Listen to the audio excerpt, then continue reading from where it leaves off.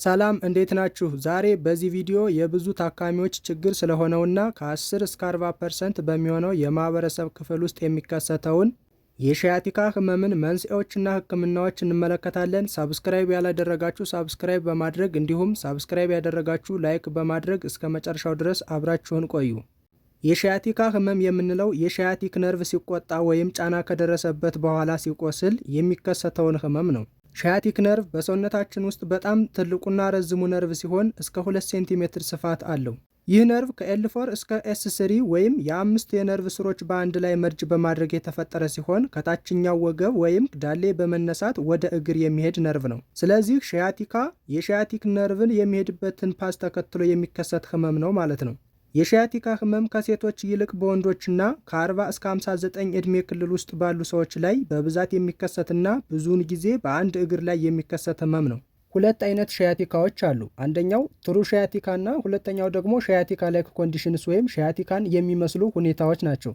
ሺያቲክ ነርቭ ላይ በቀጥታ ጉዳት ከደረሰና የሺያቲክ ነርቭ ከተቆጣ ወይም ከቆሰለ ትሩ ሺያቲካ ይባላል። ሺያቲካ ላይክ ኮንዲሽንስ ወይም ደግሞ ሺያቲካን የሚመስሉ ሁኔታዎች የምንላቸው ደግሞ ልክ እንደ ሺያቲካ ህመም ሆነው ነገር ግን ጫናው ወይም ጉዳቱ የተከሰተው ሺያቲክ ነርቭን የመሰረቱት የነርቭ ስሮች ላይ ወይም ደግሞ ዲስኮች ላይ ሊሆን ይችላል። የሺያቲካ ህመም መንስኤዎች ስፓይናል እና ነን ስፓይናል ተብለው ይከፈላሉ።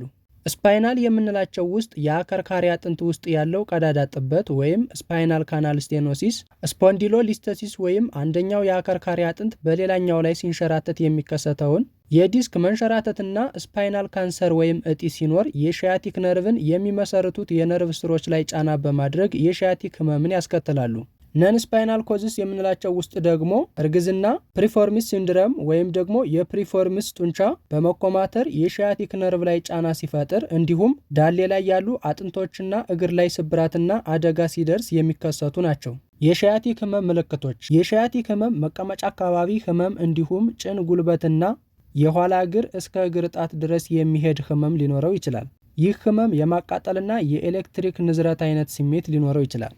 የተጎዳው እግር ላይ የመደንዘዝና የእግር ጣቶች ላይ የማቃጠልና የሴንሴሽን መቀነስ ሊኖረው ይችላል። እንዲሁም የተጎዳው እግር ላይ ያሉ የጡንቻዎች ድክመት ሊኖር ይችላል። ይህም ማለት እግራችን ስንራመድ የመድከምና የመስነፍ ስሜት ይኖረዋል። እንዲሁም ደግሞ ስንራመድ በተረከዝ ለመርገጥ ይከብዳል ወይም ደግሞ ህመም ይኖረዋል ማለት ነው። ስለዚህ ብዙውን ጊዜ በፊት እግራችን ወይም በጣታችን ስንቆም ህመሙ ይቀንስና በተረከዝ ስንቆም ደግሞ ህመሙ የመባባስ አይነት ስሜት ይኖረዋል። በምናስልበት በምናስነጥስበትና በምሸት ሰዓት ወይም ደግሞ ቅዝቃዜ ባለበት ሰዓት ላይ ህመሙ የመባባስ ስሜትና ወደ እግር የሚሄደው የመደንዘዝ ስሜት ይጨምራል። ወገባችንን በምናጥፍበትና ለረጅም ሰዓት በምንቀመጥበት እንዲሁም በምንቆምበት ሰዓት እንዲሁም ደግሞ የተጎዳውን እግር ቀጥ አድርገን በምንዘረጋበት ሰዓት ህመሙ ይባባሳል። ሌላው ደግሞ የወገብ ህመም ይኖረዋል። በሺያቲካ ጊዜ የእግር ህመም ብዙውን ጊዜ ጎልቶ የሚታይ ቢሆንም አንዳንድ ጊዜ የወገብ ህመም ሊኖረው ይችላል። ነገር ግን የወገብ ህመም ኑሮት እግር ላይ የማቃጠልና የህመም ስሜት ከሌለው ሺያቲካ የመሆን እድሉ አነስተኛ ነው። ቀለል ያሉ የሺያቲካ ህመሞች በራሳቸው ጊዜ የሚድኑ ቢሆኑም ነገር ግን ድንገተኛና ከባድ ህመም፣ የእግር መደንዘዝ በተለይም ከአደጋ በኋላ የመጣ ከሆነ፣ ሽንትና ሰገራን ለመቆጣጠር የሚከብድ ከሆነ፣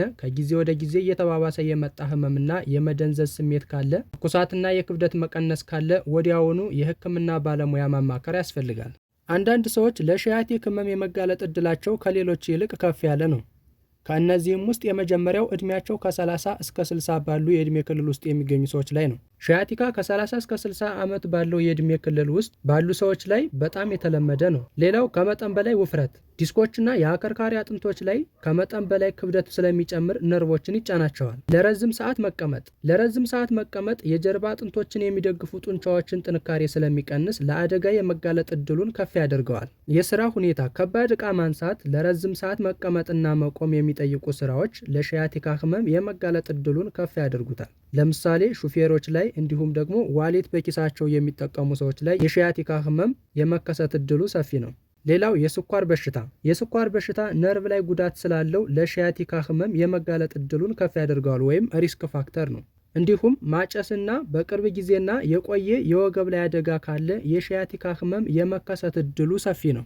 የሺያቲካ ህመም ህክምናዎች። የሺያቲካ ህመም ህክምናዎች እንደ ምክንያቱና እንደ ህመሙ መጠን የተለያዩ አማራጮች አሉት። ህክምናው ከላይ ባየናቸው የሺያቲካ ህመም መንስኤዎች መሰረት ሲሆን የሺያቲክ ነርቭን የተጫነውን ወይም ጉዳት ያደረሰበትን ምክንያት በማወቅ እሱን መቀነስ ነው። ለምሳሌ የዲስክ መንሸራተት ወይም ደግሞ የፕሪፎርሚስ ሲንድረም ከሆነ እነዚህ መንስኤዎችን ማከም ነው። ህመሙን ከምንቀንስባቸውና የሺያቲካ ህክምናዎች ውስጥ አንደኛ እረፍት ማድረግና ረዘም ያለ የአልጋ ላይ እረፍትን ማስወገድ እንዲሁም በተቻለ መጠን ቤት ውስጥ መንቀሳቀስ ነው። በመጀመሪያዎቹ 48 ሰዓታት ውስጥ ቀዝቃዛ ነገር ወይም ኮልድ ፓክ በመጠቀም መቀመጫ ላይ የሚያመን ቦታ ላይ ጫና አድርጎ በመያዝ ከ15 እስከ 20 ደቂቃ ድረስ ማቆየት። ከዚያ በኋላ ደግሞ ሞቃት ነገር ወይም ሆት ፓክ በመጠቀም ከትንሽ ቀናት በኋላ በእነዚህ ህመሙ አልቀንስ ካለ ኮልድ ፓክ እና ሆት ፓክ እያፈራረቁ ከ15 እስከ 20 ደቂቃ ድረስ መያዝ። ቀለል ያሉ የወገብ የመቀመጫና የእግር ጡንቻዎችን የማሳሳቢያ ኤክሰርሳይሶችን ማድረግ። እነዚህ ኤክሰርሳይሶች ሺያቲክ ነርቭ ላይ ያለውን ጫና በመቀነስ ህመሙን ይቀንሱልናል። መድኃኒቶችን መጠቀም። የህመም ማስታገሻዎች እንደ